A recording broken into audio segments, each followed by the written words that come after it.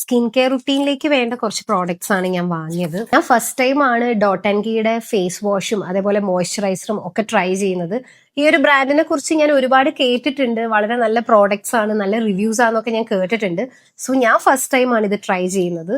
So face വാഷും മോയ്സ്ചറൈസറും ആണ് ഞാൻ dot and കീന്ന് purchase ചെയ്തത്. ഇത് ഡോട്ട് ആൻഡ് കീയുടെ പ്രൊമോഷൻ ഒന്നും അല്ല കേട്ടോ. സോ ഞാൻ ഫസ്റ്റ് യൂസ് ചെയ്തുകൊണ്ടിരുന്നത് മോക്സിയുടെ ഈ ഒരു ഹെയർ സ്റ്റിക്ക് ആയിരുന്നു. പക്ഷെ ഇതിനെക്കാട്ടും കുറച്ചും കൂടെ നല്ലൊരു റിവ്യൂ ഞാൻ കണ്ടത് മോക്സിയുടെ ഈ ഒരു വാക്സ് സ്റ്റൈലിംഗ് സ്റ്റിക്കാണ്. അപ്പൊ ഞാൻ ഇതൊന്ന് ട്രൈ ചെയ്യാന്ന് വിചാരിച്ചു.